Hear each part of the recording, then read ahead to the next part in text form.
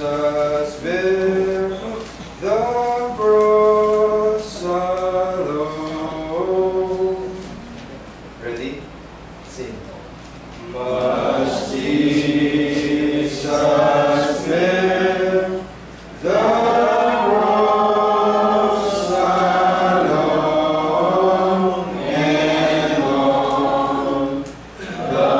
the world so free, no less the cross for everyone,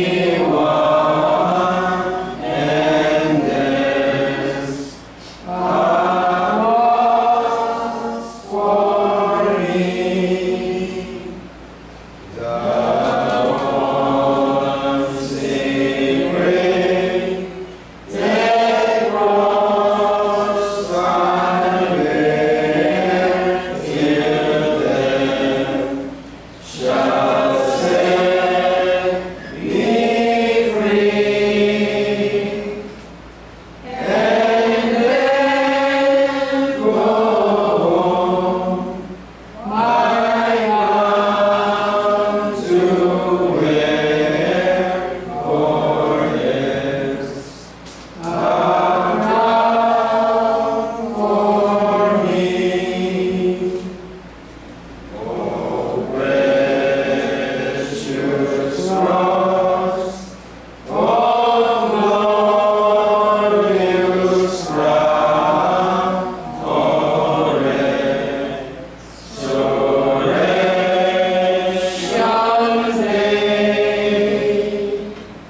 day.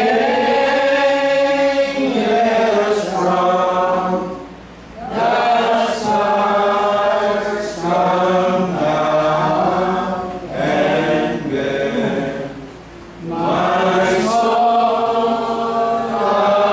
away. Tayo po yung pakagulan. Ito po yung magbabasa sa 1 Corinthians 11, verses 23 to 29. Dito po ang sinasabi. Sapagkat tinanggap ko sa Panginoon ang ibinibigay ko naman sa inyo, na ang Panginoong Hesus sa gabing siya'y pagkanulo ay dumampot ng tinapay. At nang siya'y mapagpasalamat ay kanyang pinagputol-putol at sinabi, ito ay aking katawan na pinagputol-putol dahil sa inyo.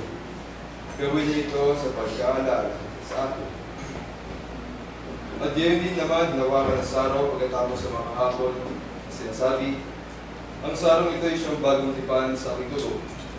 Gawin niyo ito sa tuwing may magsisino sa pagkaala sa akin. Sapagkat sa tuwing kain ninyo ang tinapay na ito, at inuman ninyo ang saro, ay inihayag ninyo ang pagkamatay ng Panginoon hanggang sa dumating siya. Kaya ang sino mang kumain ng tinapay o uminom sa saro ng Panginoon na hindi nararapat, ay magkakasala sa katawan at dugo ng Panginoon. Datapwat siya sa atin ng tao ang kanyang sarili, at saka kumain ng tinapay at uminom ng saro. Sapagkat ang kumakain at umiinom ay kumakain at umiinom ng hatol sa kanyang sarili kung hindi niya kinikilala ang katawan ng Panginoon.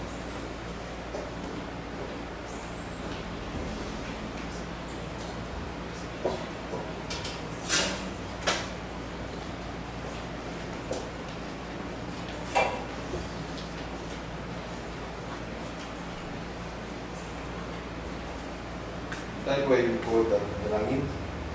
O Diyos Ama ng mga pangilan sa lahat, Panginoon, kayo po ay pusong papasalamat sa nagkalubi po pagkakataon sa amin na muli ay alalan namin ang katagalan ng anak ng si Jesus.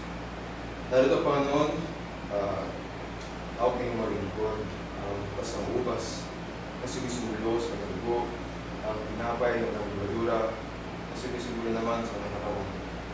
Dinadalangin namin, Panginoon, na pasasan niyo ang pagkain nito at ang bawat isang natanggap sa oras na ito ay naway magkaroon po sa amin ng kapatawaran sa aming mga pagkakasala at hindi ay naging karutulibig kami sa iyong harapan. Ito po ang aming sinasawang magdalangin sa araw po ng anak ng si Kristo Jesus ang bigay ng Diyos. Amen.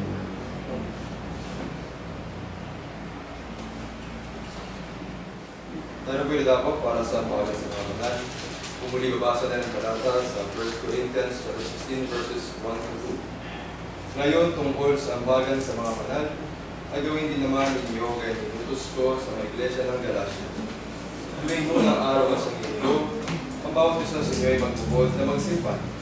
Ayon sa kanyang inihawa, kung huwag nang gumawa ng ambagan sa pagkareto. At awitin pa natin ang page 571. Page 571. 571.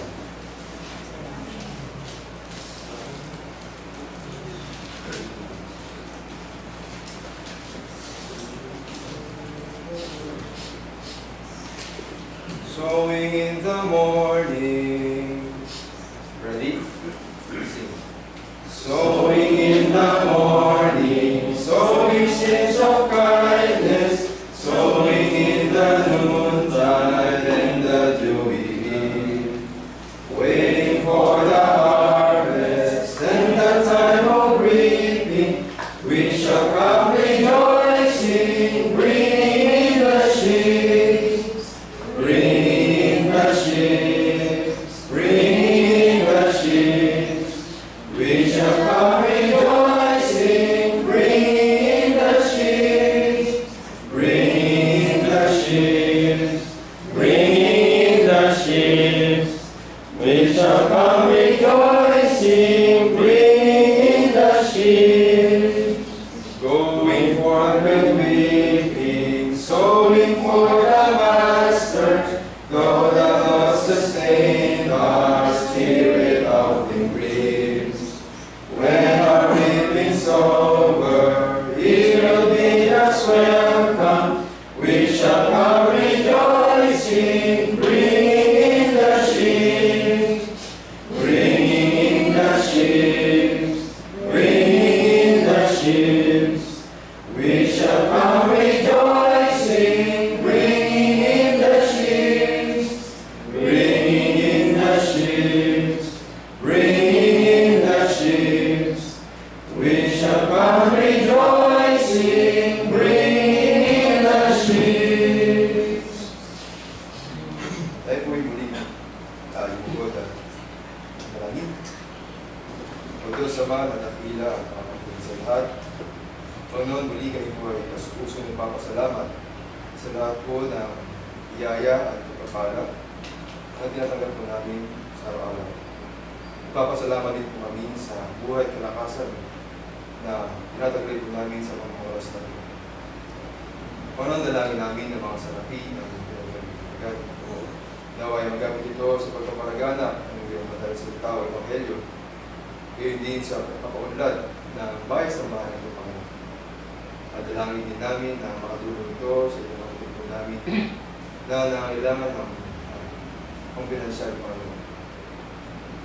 Ganun din, Panginoon, hihiling namin na ikaw ang mag-ingat at mag-gabay sa amin, sa aming mga trabaho at negosyo, na ikaw ang mag-provide sa aming mga pangangailangan ng Panginoon sa mga pagsikat na pangangailangan. Pangapatuloy ang aming buhay, magiging Kristiyano ng Panginoon.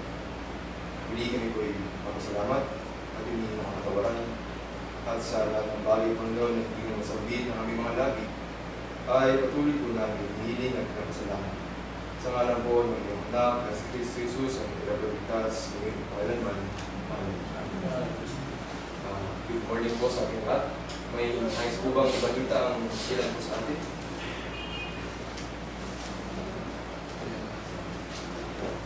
Wala.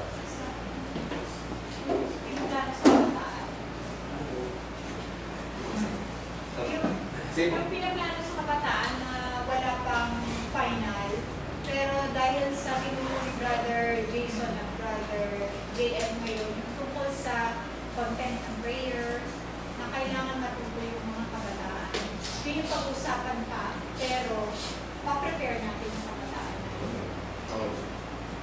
Maraming salamat po. May nice po bang announce or balita?